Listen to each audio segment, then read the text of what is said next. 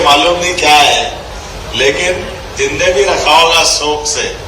मैं मान के चलता हूं केवल हीरा नहीं, हीरे के साथ हमारा लाइमस्टोन, हमको अपने आप में सीमेंट से लेके कई प्रकार के डोलामाइट, मैग्नीशियम, आयरन, सभी प्रकार की माइनिंग की बड़ी बड़ी संभावना वाला ये पूरा प्रदेश। और एक तरफ परमात्मा ने इसमें विशेष कृपा भी की है, जब नीचे की माइनिंग बहुत मजबूत है और बड़े बड़े जंगल है और लोग उतने सरल है, ताकि सभी प्रकार की संभावनाओं में जो है व्यापार व्यवसाय के लिए जरूरी है और उतने ही सुगम सारी व्यवस्थाओं को पारदर्शी सरलीकृत रूप से व्यापार व्यवसाय को बढ़ाने के लिए मुझे इस बात की प्रसन्नता है। हमारी सरकार ने हमारी पॉलिसियां भी यशस्वी प्रधानमंत्री के माध्यम से जब आपके सबके बीच में दी है, तो आने वाले समय में निश्चित रूप से अभी हमारा कितना 15,000 करोड़ का अपना निवेश का प्रस्ताव ने अभी बजट ईयरली हमारी जो रेवेन्यू है 11,000, हम कोशिश कर रहे हैं कि ये भी आगे जाकर के 5 साल में आपकी सबकी मदद से ये भी 5 गुना बढ़े। अभी हम 11,000 पे हैं, हम चाहेंगे कि हम उड़ीसा के पास पहुंचे। मुझे बताया था कांता राव जी ने, याद है कि उड़ीसा ने अपनी काफी बड़ी छलांग लगाई है। मैं निश्चित रूप से कह सकता हूं कि हमारी ये नीतियों के बलबूते पर आपकी ऊर्जा और आपके सहयोग से अब तो आने वाले समय में ये जो हमारी जिस प्रकार की पॉलिसियां हैं, और इसमें भी कोई कठिनाई है तो मेरे तो विज्ञापन में आता है कि अगर इसके अलावा भी सीसीआईपी से लाभ लेना हो तो मैं उससे बाहर जाकर भी लाभ देने को तैयार हूं। कुल मिलाकर के व्यापार व्यवसाय बढ़ाना, राज्य को समृद्ध करना, खास करके माइनिंग के सेक्टर में बहुत बड़ी संभावना है।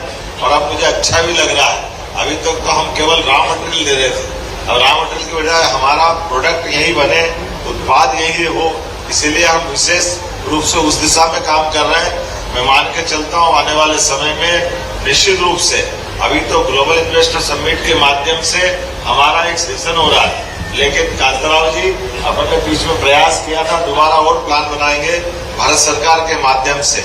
अभी मंत्री जी सब श्री किशन रेड्डी जी किसी काम में व्यस्त हैं, लेकिन अकेला अलग से माइनिंग के लिए हम सबमिट करेंगे और इसी प्रकार के इस पूरे विस्तार एक एक चीज बारीकी से सभी क्षेत्रों में बात करते हुए निश्चित रूप से हम अपने उद्देश्य की प्राप्ति करेंगे। मेरी अपनी ओर से इस ग्लोबल इन्वेस्टर समिट में आप सबका स्वागत है, अभिनंदन है। हमारा भोपाल को लेकर के थोड़ा सा मन में कहीं न कहीं थोड़ा ऐसा लग रहा था कि भोपाल का प्रयोग नया है, लेकिन आप सबकी उपस्थिति हमारा हौसला कई गुना बढ़ाया है। आपकी मौजूदगी से निश्चित रूप से हमने ताकत पाई है और भोपाल की ग्लोबल इन्वेस्टर समिट अभी तक की हमारे प्रदेश में होने वाली जीआईसी का सबसे बड़ा रिकॉर्ड बन रही है। मेरी अपनी ओर से आप सबको भी बधाई। और सायंकाल जब गृह मंत्री जी आएंगे तो हमें लगेगा हम काफी हद तक बहुत आगे बढ़ेंगे। पुनः आपका वंदन, अभिनंदन। समान रूप से मेरी तो इच्छा है कि मैं यहाँ से निकलूं नहीं, यही बैठा हूँ, लेकिन ऐसे बहुत सारे काम चल रहे हैं अलग अलग। आधे ऊपर तो काम समझ में नहीं आ रहा है कि हो क्या रहा है, क्योंकि जितने प्रकार से काम चल रहे हैं आपको भी आनंद आएगा। लेकिन जब हम अपने अच्छे मन से काम करते हैं तो सभी कामों में सफलता परमात्मा भी देता है। मैं बाबा महाकाल की नगरी से आता हूँ और आप तो परमात्मा की दया से उस समुद्र मंथन की घटना का भी हमारा नगर साक्षी है। समुद्र मंथन की घटना मैं मान के चलता हूँ कुंभ से जुड़ती है कि कुंभ में स्नान करने के लिए ऐसा माना गया कि वो अमृत मंथन हुआ था, लेकिन अमृत मंथन को अगर माइनिंग की तरीके से देखो तो सच्चे अर्थों में माइनिंग की पहली घटना थी वो, जो पृथ्वी के गर्भ से निकल करके आई। क्या निकला है दुनिया में कोई पहला अगर कोई माइनिंग का प्रयोग हुआ है तो हमारे देवताओं के माध्यम से हुआ है। और उसकी विशेषता क्या है, जो निकला है वो सबसे आखिरी में जहर पिया भगवान नीलकंठधारी कहलाए, लेकिन अमृत भी निकला है, अमृत में जीवन मिला है।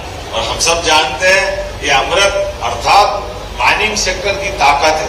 माइनिंग सेक्टर सबका बेस बनाती है, माइनिंग के बिना सब कुछ अधूरा है। तो हम अपने वर्तमान के इस युग में माइनिंग की महत्ता भी समझें और आने वाले समय में इसके आधार पर लोगों की बेहतरी के लिए, रोजगार के लिए, समृद्धि के लिए और सह अस्तित्व की भावनाओं के लिए पृथ्वी के गर्भ में छिपा खजाना हम सबको फलीभूत हो और आपन सबके काम आए, इस भावना के आधार पर मैं आप सबका स्वागत करता हूं, अभिनंदन करता हूं और एक बार फिर आपका आभार मानता हूं। आपने प्रेम से आकर के हमारी इन्वेस्टर समिट को सफल बनाया। बहुत बहुत धन्यवाद। हेलो, बहुत बहुत धन्यवाद माननीय मुख्यमंत्री जी। आपकी ये प्रोत्साहन वाक्य हम सभी को प्रगति की ओर अग्रसर तो करते ही हैं, लेकिन उसे 2 गुना बढ़ाने में भी, उसे गति देने में भी बहुत सहयोग कर। अरे अच्छा, आपने महाकाल की याद दिला दी। नमस्ते, गुड इवनिंग, सभी को प्रणाम।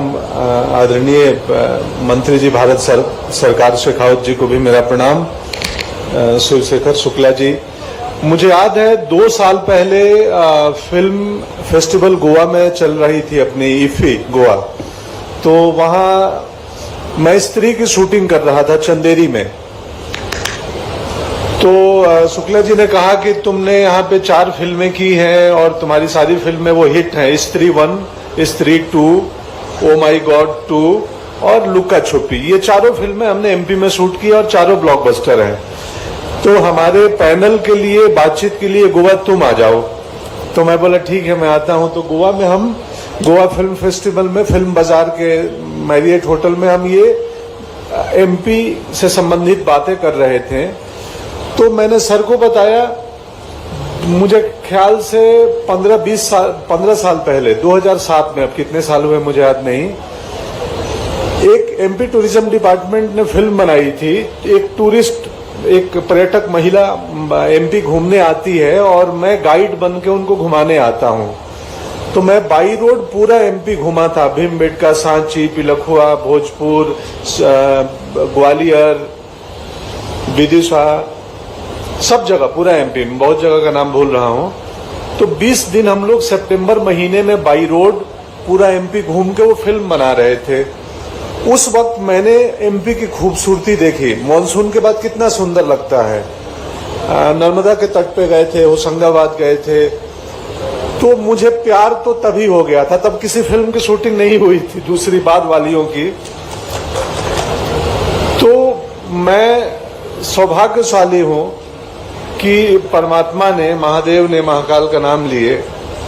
मैं पैदा हुआ बिहार में, मेरी कर्म भूमि मुंबई है, पर एमपी से कुछ जुड़ाव है। इसलिए नहीं कि सिर्फ ब्रांड एम्बेसडर बन गया, वो बाद में बना, जुड़ाव पहले बन गया था।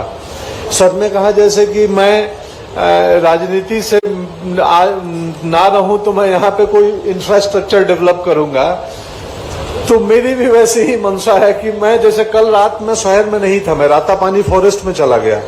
मैं रात को वहीं पे रहा और शाम को थोड़ी सफारी भी की, जानवरों को देखने भी गया। तो एमपी सच में विलक्षण है, अद्भुत है। और ना सिर्फ विदेशी पर्यटकों को, हमारे जो घरेलू पर्यटक हैं, जो लोग अन्य प्रदेशों के हैं, उनको भी बताना पड़ेगा कि कितना सुंदर है एमपी। और आप आके देखो, मुझे लगता है जंगल देखने के लिए बहुत सारे सेलिब्रिटी लोगों की तस्वीरें आती हैं, साउथ अफ्रीका चले गए। क्या जरूरत है इतना दूर जाने की? भारत में, मध्य प्रदेश में है ना इतने जंगल। एक और किस्सा सुनाऊं, हम फुकरे 3 फिल्म की शूटिंग कर रहे थे खजुराहो में, पन्ना में। तो पन्ना नेशनल पार्क के पास खजुराहो में पूरी टीम रुक गई एक बड़े होटल में, जो स्टार कैटेगरी का होटल था। मैं इकलौता अभिनेता था। मैंने प्रोडक्शन को बोला कि पास में पन्ना नेशनल पार्क में एमपी टूरिज्म के गेस्ट हाउस हैं, मेरी व्यवस्था वहां कर दो, मैं होटल में नहीं रहूंगा। और 15